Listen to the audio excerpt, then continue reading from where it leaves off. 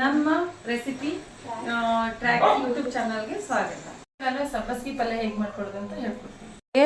ಇದು ಸಬ್ಬಸ್ಗಿ ಹೆರ್ಚಿ ಉದ್ದಕ್ಕಿರುತ್ತೆ. ಇದನ್ನೆಲ್ಲ ಹೆರ್ಚಿ ಈ ಥರ ನೀಟಾಗಿ ತೊಳ್ಕೋಬೇಕು. ಆಮೇಲೆ ಅದಕ್ಕೆ ಈರುಳ್ಳಿ ಬೇಕು. ಆಮೇಲೆ ಹಸಿ ಮೆಣಸಿನ್ಕಾಯಿ ಹಾಕ್ತಾರೆ, ಬಟ್ ನಾನು ಇದು ಮಿಕ್ಸಿ ಮಾಡಿ ಇಟ್ಕೊಂಡಿದ್ದೀನಿ ಸಣ್ಣದಾಗಿ. ಒಂಚೂರು ಅರಿಶಿನ ಪುಡಿ, ಆಮೇಲೆ ಒಂಚೂರು ಉಪ್ಪು. ನೆಕ್ಸ್ಟ್ ಇದು ತೊಗರಿಬೇಳೆ ಒಂದು ಸ್ವಲ್ಪ ಜಾಸ್ತಿ ಕುದಿಸ್ಬಾರ್ದು, ಒಂದು ಸ್ವಲ್ಪ ಕುದಿಸಿ ಇಟ್ಕೋಬೇಕು. ಇಲ್ಲಿ ಎಷ್ಟು ಬೇಕೋ ಅಷ್ಟು ಎಣ್ಣೆ ಹಾಕಬೇಕು. ನಂತರ ಕಾಯಿಸ್ಬಿಟ್ಟು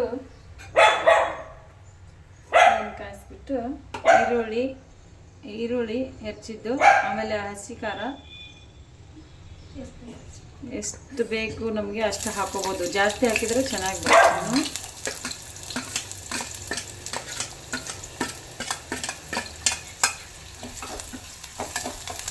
ಚೆನ್ನಾಗಿ ಫ್ರೈ ಮಾಡಬೇಕು.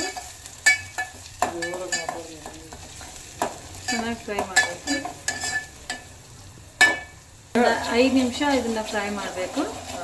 5 ನಿಮಿಷ ಆದ ನಂತರ ಹಸಿಮೆಣಸಿನ್ಕಾಯಿ ಬೇಕಾದರೆ ಅದನ್ನು ಹಾಕೋಬೋದು. ಆಮೇಲೆ ನಮಗೆ ಹಸಿ ಖಾರ ಬೇಕು, ಪೇಸ್ಟು ಹಾಕೋಬೋದು. ಹೆಚ್ಚಿ ಹಸಿಮೆಣಸಿನ್ಕಾಯನ್ನ ಹಾಕೋಬೋದು. ಇದು 2 ನಿಮಿಷ ಫ್ರೈ ಮಾಡಬೇಕು. ಇದರಲ್ಲಿನೇ ಅರಿಶಿನ ಹಾಕೋಬೇಕು. ಒಂದು ಸ್ಪೂನ್ ಅರಿಶಿನ ಹಾಕೋಬೇಕು.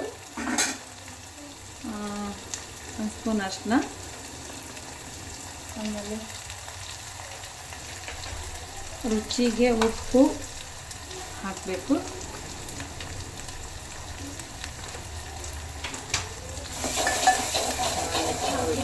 ಎಲ್ಲ ಚೆನ್ನಾಗಿ ಮಿಕ್ಸ್ ಮಾಡಬೇಕು. ಇವಾಗ ಇದನ್ನು ತೊಳೆದಿದ್ದು ಸಬ್ಬಸ್ಗಿನ ಇದರಲ್ಲಿ ಹಾಕಬೇಕು. ನೀರೆಲ್ಲ ತೆಗಿಬೇಕು. ನೀರೆಲ್ಲ ತೆಗೆದು ಹಿಂಡಿ ಹಾಕಬೇಕು. ನೀರು ಹಾಕಬಾರ್ದು.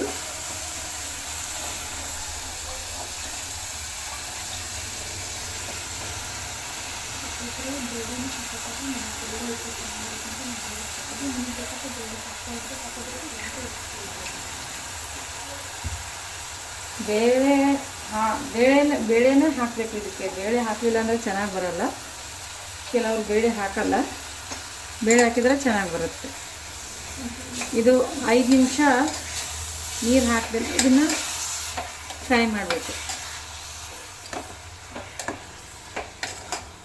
5 ನಿಮಿಷ ಫ್ರೈ ಮಾಡಬೇಕು. ನೀರು ಹಾಕಬಾರ್ದು.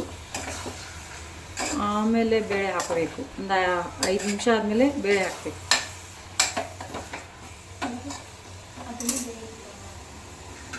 ಒಂದು 5 ನಿಮಿಷ ಇದನ್ನು ಬೇಯಕ್ಕೆ ಬಿಡೋಣ. ಇದು ಬೆಂದಿದೆಯಾ ನೋಡೋಣ.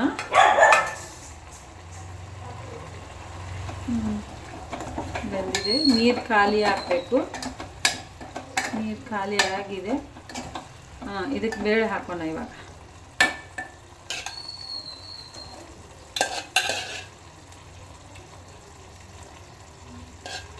ಬೇಳೆ ಹಾಕಿ ಮತ್ತೆ 5 ನಿಮಿಷ ಕುದಿಸ್ಬೇಕು.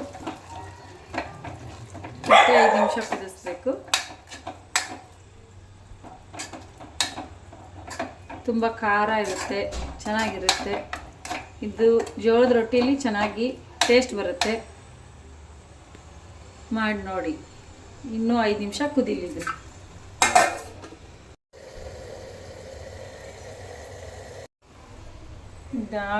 ಇದಾಗಿದೆ ಅಂತ ನೋಡೋಣ. ಸರಿ,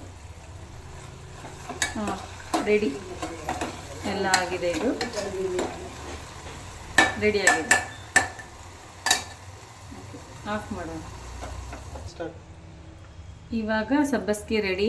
ಜೋಳದ ರೊಟ್ಟಿಲಿ ಚೆನ್ನಾಗಿರುತ್ತೆ, ತುಂಬ ಚೆನ್ನಾಗಿರುತ್ತೆ. ಒಂದ್ಸರಿ ಟೇಸ್ಟ್ ಮಾಡಿ ನೋಡಿ. ಇವಾಗ ಸಬ್ಬಸ್ಗಿ ರೆಡಿ ಇದೆ.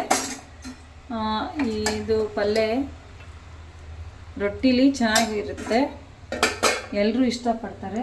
ಆಮೇಲೆ ಖಡಕ್ ರೊಟ್ಟಿ ಅಂತೂ ತುಂಬ ಚೆನ್ನಾಗಿರುತ್ತೆ, ಬಿಸಿ ರೊಟ್ಟಿನೂ ಚೆನ್ನಾಗಿರುತ್ತೆ. ತಿಂದು ಟೇಸ್ಟ್ ಮಾಡಿ. ನಮ್ಮ ಚಾನಲ್ಗೆ ಸಬ್ಸ್ಕ್ರೈಬ್ ಮಾಡಿ, ಲೈಕ್ ಮಾಡಿ, ಶೇರ್ ಮಾಡಿ. Thank you.